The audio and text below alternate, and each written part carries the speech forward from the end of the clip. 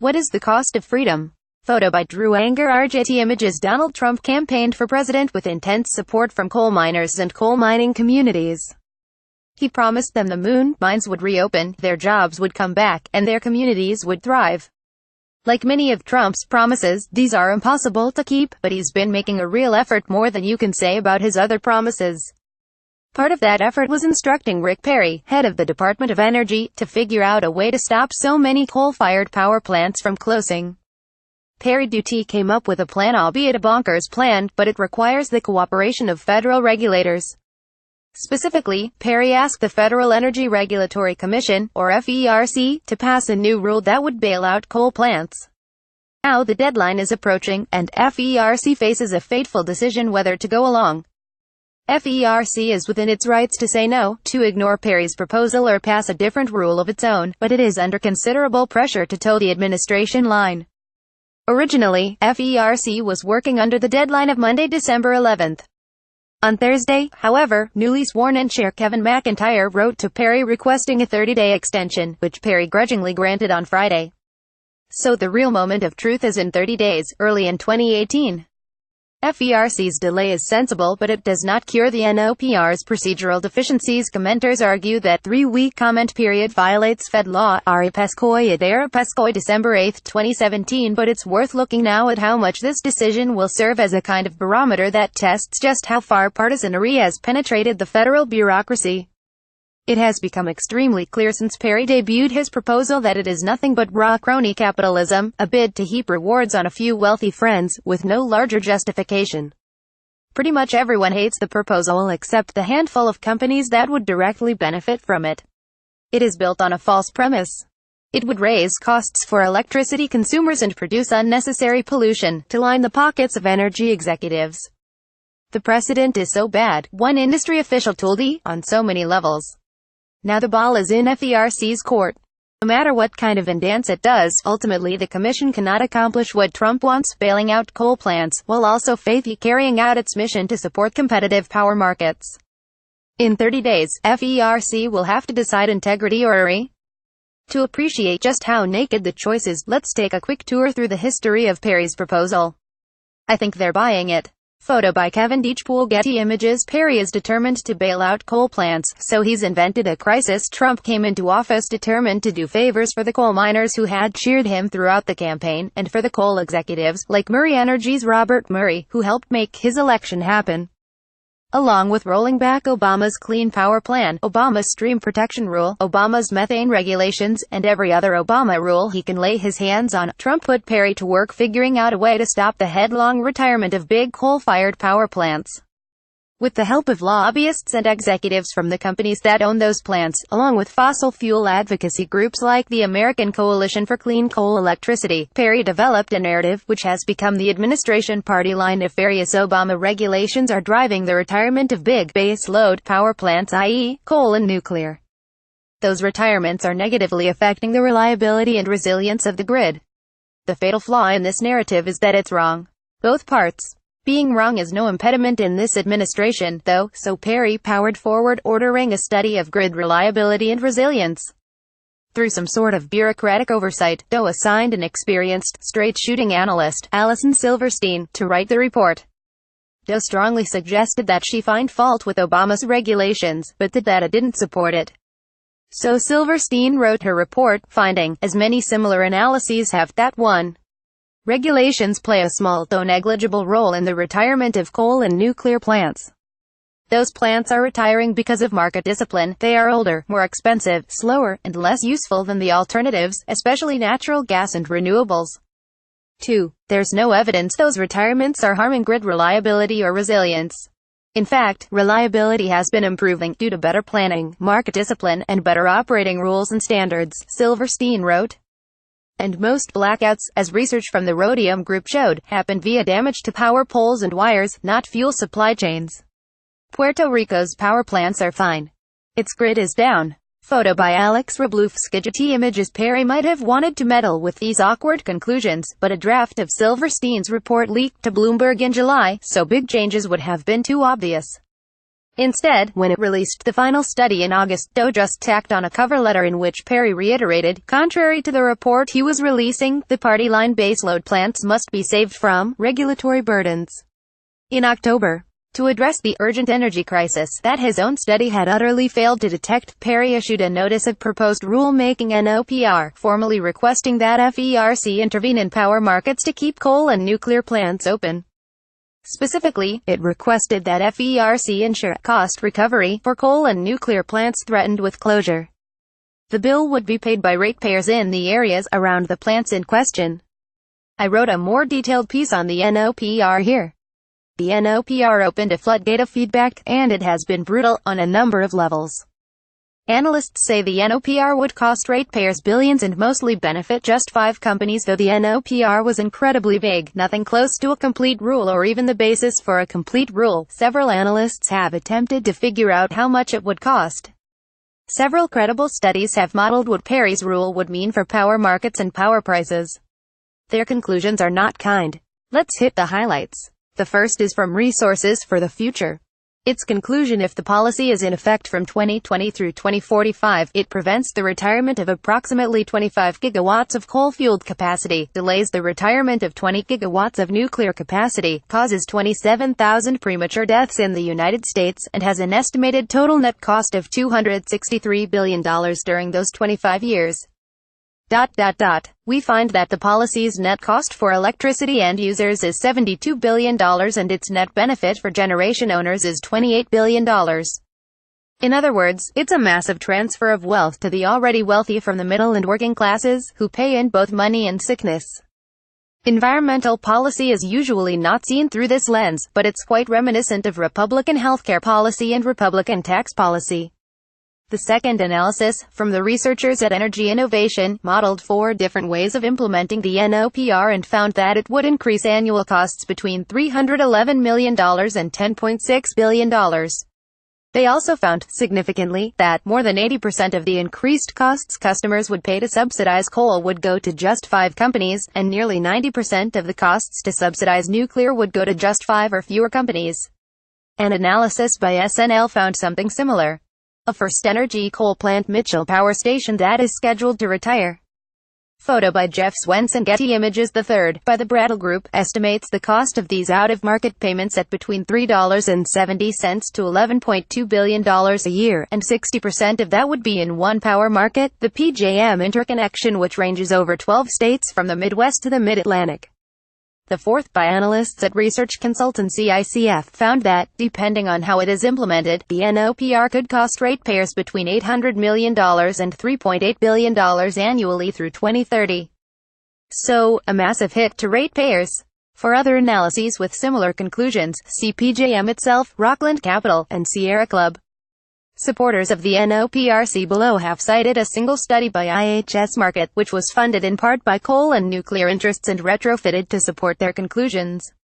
The aforementioned Alison Silverstein takes it apart piece by piece, concluding that it contains so many factual, logical, and methodological flaws that it is wholly unsuitable to inform serious public policy.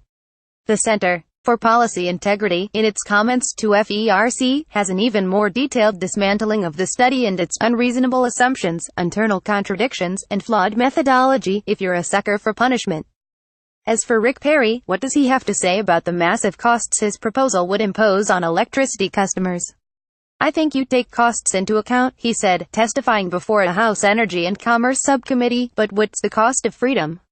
Makes you think. What? Freedom isn't free. Photo by Alex Wong. Getty Images. Those that benefit from NOPR's corporate welfare support at FERC's receipt of the NOPR kicked off a comment period, which continued with a round of reply comments, wrapping up last week.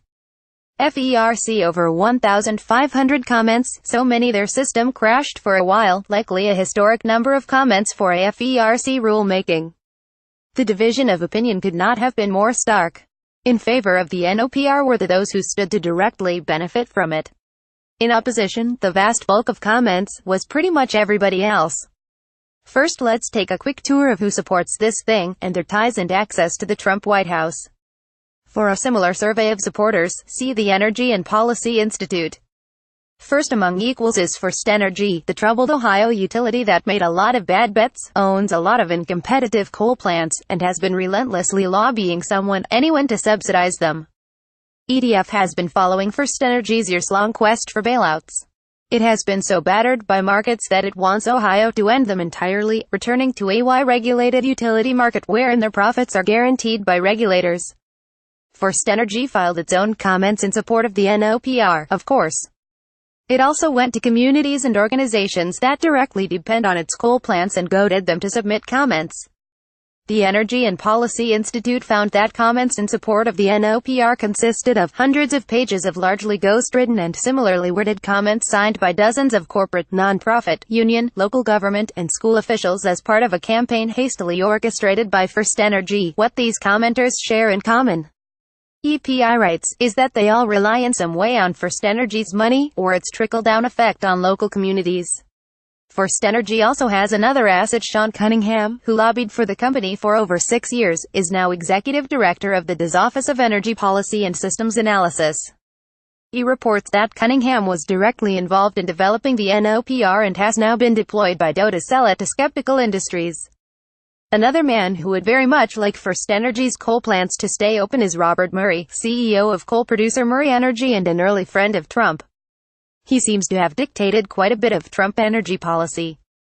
He claimed he had nothing to do with the NOPR, but reporters at In These Times got their hands on photos from back in March just after Perry took office of Murray handing Perry a proposal to alter FERC policies to favor coal in the name of reliability.